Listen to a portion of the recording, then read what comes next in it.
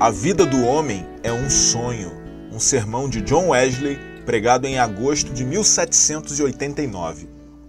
Como faz com um sonho o que acorda, assim, ó Senhor, quando acordares, desprezarás as suas fantasias. Salmo capítulo 73, versículo 20. Qualquer um que considere os versos antecedentes irá facilmente observar que o salmista está falando diretamente ao mal que prospera da maldade deles. É muito comum para esses esquecerem completamente que eles são criaturas de um dia, para viver como se eles nunca fossem morrer, como se as condições presentes deles fossem durar para sempre. Ou, pelo menos, como se eles estivessem incontestavelmente certos de que eles teriam muitos bens armazenados para muitos anos. De maneira que eles poderiam seguramente dizer: alma, toma teu bem-estar, coma e beba e se case.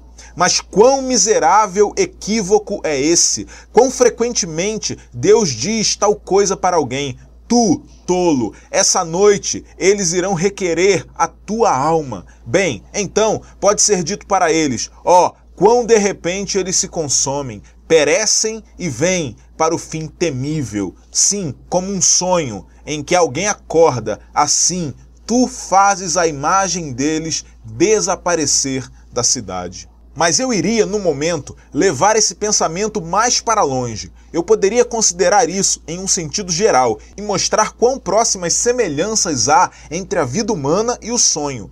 O poeta antigo carrega a comparação mais longe ainda, quando ele chama a vida de o sonho de uma sombra. E assim, Cowley, quando ele chama: ó vida, tu és o irmão mais novo do nada. Da mesma forma, então, nós confundimos um com o outro, mas, deixando esses e outros voos poéticos de lado, eu iria seriamente inquirir onde essa semelhança se estende, onde a analogia entre um e outro propriamente consiste. Com esse objetivo, eu iria inquirir, primeiro, o que é um sonho? Você irá perguntar: quem é que não sabe disso? Não seria melhor você perguntar: quem sabe? Existe alguma coisa mais misteriosa na natureza? Quem há que não tem experimentado isso, que não tem sonhado milhares de vezes? Ainda que ele não seja mais capaz de explicar a natureza dele do que ele seja para alcançar os céus. Quem pode dar algum relato claro e satisfatório do pai dos sonhos, o sono?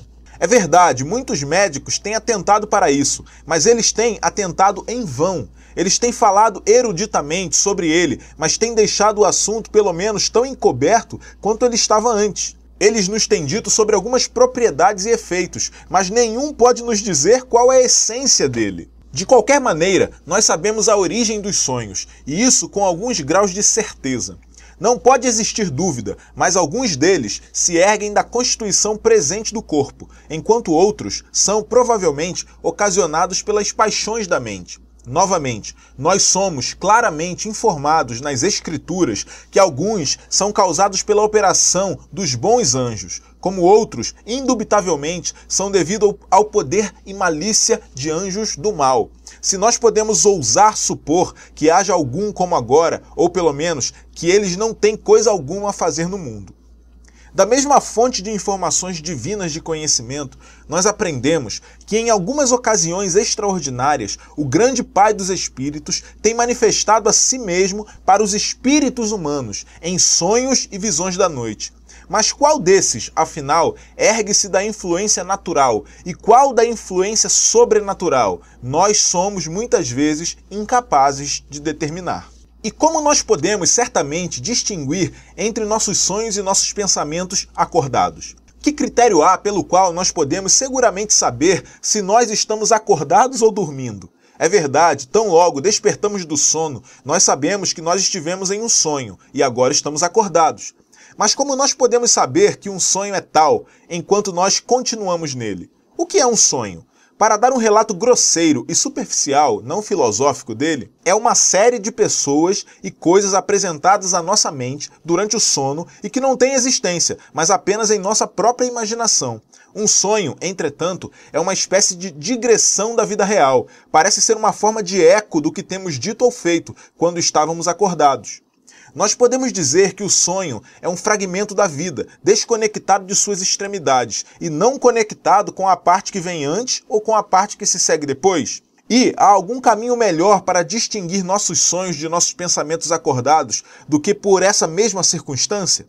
São espécies de parênteses inseridos na vida, como aqueles em discursos em que se segue bem com ou sem ele.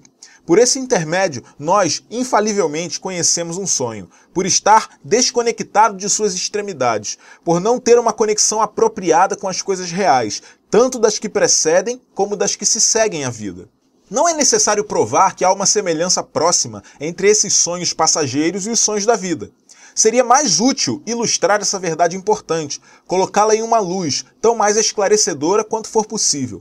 Vamos então, seriamente, considerar em algumas particularidades óbvias o caso de alguém que está acordado fora da vida e abrindo seus olhos na eternidade. Vamos então propor uma situação. Supor que nós temos diante de nós alguém que tenha justamente passado para o mundo dos espíritos. Não poderia você dirigir-se a alguma alma recém-nascida de alguma maneira, tal como esta?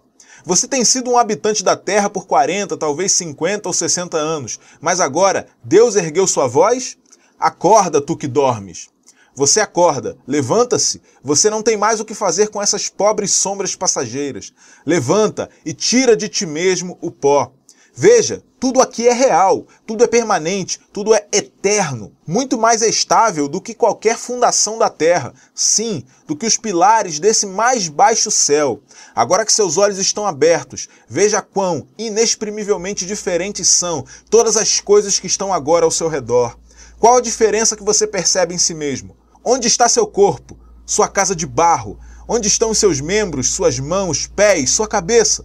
Lá, eles se deitam frios e insensíveis. Nenhuma raiva, daqui por diante, ou vergonha devem enrubescer o barro inocente. Está extinta toda a chama animal, as paixões desapareceram. Que mudança aconteceu no espírito imortal? Você vê tudo à sua volta, mas como? Não com os olhos da carne e sangue. Você ouve, mas não por um fluxo de ar ondeante, golpeando em uma membrana estendida. Você sente, mas de maneira maravilhosa. Você não tem nervos para conduzir o fogo etéreo para os sentidos comuns. Ou melhor, você não é agora todo olho e todo ouvido e todo sentimento e toda percepção? Quão diferentes são, agora que você está totalmente acordado, os objetos ao seu redor. Onde estão as casas e jardins e campos e cidades as quais você realmente viu? Onde estão os rios, os mares e as colinas eternas? Estavam elas, então, apenas em um sonho que o poeta descreve. A terra tem essa variedade dos céus, de prazer situado em colinas e vales? Não, eu duvido que tudo isso tenha desaparecido como fumaça no momento em que você despertou fora do seu corpo. Quão estranho deve ser, não apenas a maneira da existência aparecer e o lugar onde você está, se é que ele pode ser chamado de lugar, embora quem pode definir ou descrever o mundo espiritual? Mas os habitantes daquela região desconhecida, se eles fazem parte do número dos espíritos que são infelizes porque não mantiveram sua primeira classe, ou daqueles santos que ainda ministram a seus herdeiros da salvação. Quão estranhas são as ocupações daqueles espíritos com os quais você está cercado. Quão amargo é o gosto daqueles que ainda sonham em cima da terra. Eu não tenho gosto, diz um desses, de uma sagacidade muito aplaudida e que recentemente deixou seu corpo, para sentar-me numa nuvem o dia todo e cantar louvores para Deus. Nós podemos facilmente acreditar nele e não há perigo da sua existência ser colocada para esta preocupação. Não obstante, isto não é problema para aqueles que não cessam, dia e noite, e continuamente cantam: Santo, Santo, Senhor Deus do Shabá. Suponha que esse seja o caso com qualquer um de vocês que esteja agora diante de Deus. E pode ser amanhã, talvez essa noite, talvez hoje mesmo, sua alma possa ser requerida de você. O sonho da vida possa terminar e você possa acordar na ampla eternidade. Veja, lá se estende a pobre carcaça inanimada, brevemente semeada na corrupção e desonra. Mas onde está o espírito imortal, incorruptível? Lá ele se situa, desnudo, diante dos olhos de Deus. Nesse meio tempo, no que se tornaram todas as ocupações com as quais você tem estado zelosamente comprometido. Que proveito tem você de todo esse trabalho e cuidado? O seu dinheiro o seguiu? Não! Você teve de deixá-lo para trás. Para você é a mesma coisa, como se ele tivesse desaparecido no ar. Os seus trajes, alegres e ricos, seguiram você? Seu corpo está coberto com pó e podridão. Sua alma, de fato, é coberta com a imortalidade. Mas ó, que imortalidade! É a imortalidade da alegria e da glória ou da vergonha e do eterno desprezo? Onde estão a honra e a pompa do rico e do poderoso? O aplauso que cercou você? Tudo se foi, tudo desapareceu, como uma sombra que se dissipou. O jogo terminou, disse Monsieur Moultrie, quando ele viu o projétil perfurar as têmporas de seu mestre morto, Charles XII, rei da Suécia, no cerco de Fredericshall. E que preocupação teve o cortesão com isso? Não mais do que teria na conclusão de uma farsa ou dança. Mas, enquanto o bufão dormiu e descansou, o mesmo não aconteceu com o monarca. Embora ele não estivesse impressionado com coisa alguma na terra, ele deveria estar nos mesmos portões do inferno. Valores vãos. No momento da morte, ele agarrou o cabo de sua espada. Mas onde ele estava no momento seguinte, quando a espada caiu de sua mão e a alma saiu do seu corpo? Assim, terminou o esplêndido sonho da realeza, da glória de destruir cidades e de conquistar reinos. Como o poderoso está tombado e as armas de guerra pereceram. Quais as armas que são assim tão terríveis entre nós para os habitantes da eternidade? Como o sábio, o douto, o poeta e o julgador estão caídos e a glória deles desaparecida. Como é com a beleza que acaba, assim também é com o ídolo recente que a multidão contempla. Em tão completo sentido, são as filhas da música trazidas abaixo e todos os instrumentos esquecidos disso. Você está agora convencido de que, de acordo com o provérbio hebraico, um cão vivo é melhor do que um leão morto? Para que aqueles que vivem saibam, sim, devam saber, a menos que eles obstinadamente rejeitem, eles devam morrer, mas os mortos não sabem coisa alguma, que poderá aliviar a dor ou diminuir a miséria deles. Também que a esperança, o medo e o desejo deles, tudo pereceu, todos eles sumiram, eles não têm porção alguma nas coisas que eles tinham feito debaixo do sol. Onde, de fato, está a esperança daqueles que recentemente estavam deitando profundas conspirações e dizendo: hoje ou amanhã nós iremos para tal cidade e continuaremos por lá um ano e traficaremos e obteremos ganho? Quão totalmente eles se esqueceram daquela sábia advertência. Você não sabe coisa alguma do que será no amanhã, porque o que é a sua vida? Ela é um vapor que surgiu por um tempo e agora desapareceu. Onde estão todas as suas ocupações? Onde estão os seus cuidados, preocupações e compromissos mundanos? Todos esses sumiram, como fumaça, e sua alma permaneceu. E como isso pode ser qualificado para o proveito desse novo mundo? Ele tem prazer por causa dos objetos e das apreciações do mundo invisível? As suas afeições estão desatadas das coisas abaixo e fixadas nas coisas do alto, fixadas no lugar onde Jesus se assenta à direita de Deus? Então, quão feliz você é, e quando ele que o ama aparecer, você irá também aparecer com ele na glória. Mas como você tem prazer na companhia que o cerca? Suas companhias antigas se foram, grande parte delas, provavelmente, separadas de você para nunca retornarem. As suas companhias presentes são os anjos da luz, espíritos ministeriais que não deixam de sussurrar: nós somos enviados para conduzir-te por sobre todos os abismos no seio de Abraão. E quem esses são? Algumas das almas dos retos que tu anteriormente socorreste com o espírito de cobiça da iniquidade e que agora estão encarregadas pelo Senhor comum de receber-te, dando as boas-vindas na sua habitação eterna. De maneira que os anjos da escuridão rapidamente discernam que eles não têm parte em você. E assim têm que pairar a alguma distância ou desaparecer em desespero. Esses felizes espíritos são os mesmos que se familiarizam consigo, os mesmos que viajaram com você abaixo e que suportaram uma parte das suas tentações e que junto com você lutaram a boa fé e se agarraram à vida eterna? Já que vocês choraram juntos, podem então regozijarem-se juntos. Talvez com o propósito de aumentar a sua gratidão por estar livre da terrível morte. Eles podem dar a você uma visão do império abaixo, daquelas regiões de tristeza e sombras dolorosas, onde a paz e o descanso não podem habitar. Veja, por outro lado, as mansões, as quais foram preparadas para você desde a criação do mundo. Oh, que diferença entre o sonho que é passado e a cena real, que é agora presente consigo. Observe, veja, não há necessidade do sol neste dia, que nunca é seguido pela noite, onde as belezas de Jesus exibem a luz pura e permanente. Olhe para baixo, que prisão existe lá, retorcendo-se no fogo alto, baixo e circundante. E que habitantes!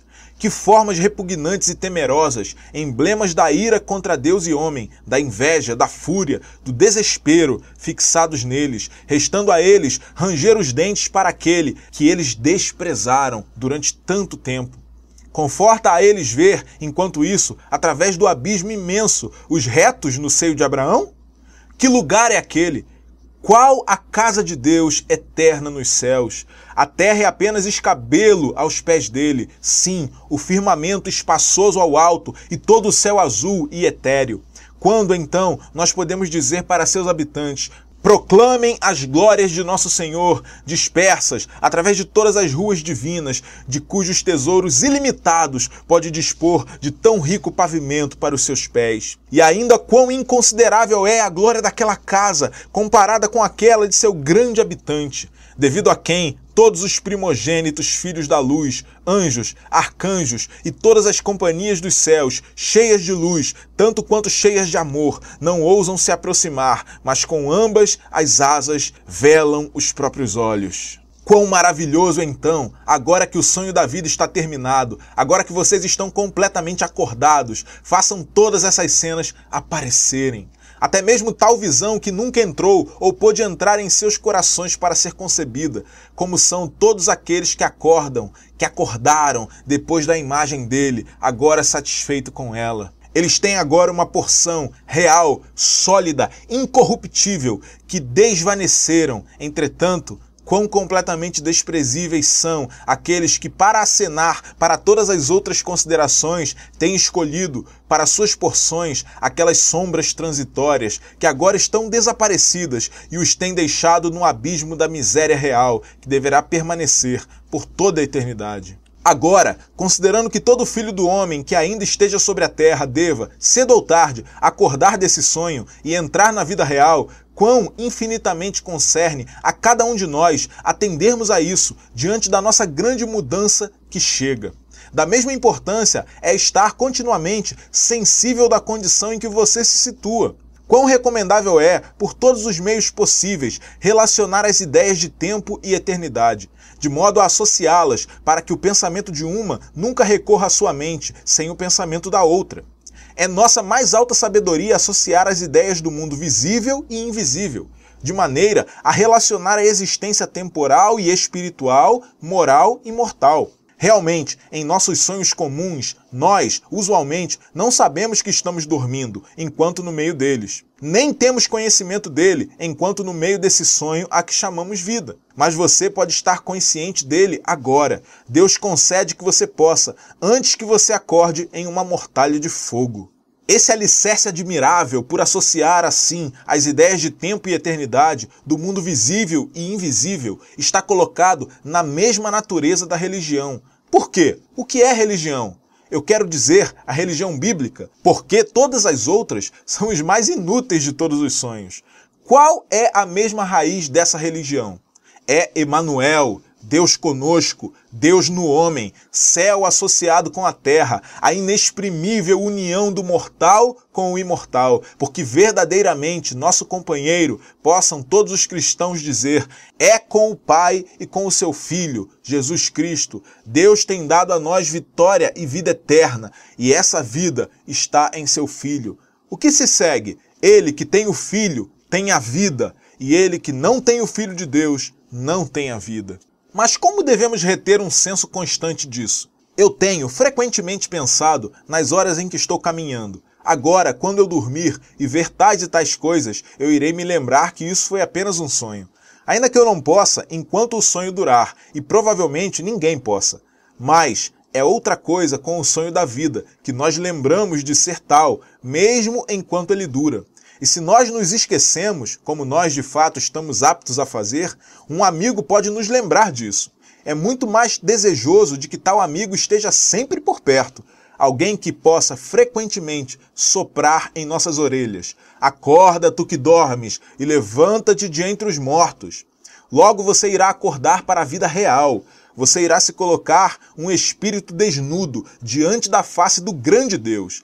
Veja que você agora aprendeu depressa que a vida eterna, a qual Ele tem dado a você, está em seu Filho. Quão admiravelmente essa vida de Deus diversifica dentro do todo da religião. Eu quero dizer, da religião bíblica. Tão logo Deus revela seu Filho no coração do pecador, ele está capacitado para dizer: a vida que eu agora vivo, eu vivo pela fé no Filho de Deus, que me amou e que deu a si mesmo por mim. Ele, então, regozija-se na esperança da glória de Deus, sempre com alegria inexprimível. E, em consequência dessa fé e esperança, o amor de Deus que está derramado em todo o seu coração, que enche a alma com todo amor por toda a humanidade, é o executor da lei. E quão maravilhosamente a fé, a esperança e o amor conectam Deus com o homem e tempo com eternidade. Em consideração disso, nós podemos corajosamente dizer: desapareça então, mundo de sombras, desapareçam as coisas passadas. Senhor, apareça, apareça para nos alegrar com a alvorada do dia infindável. Conclua essa história mortal, jogue esse universo à distância, venha, reino eterno da glória, agora desça e tome a tua igreja.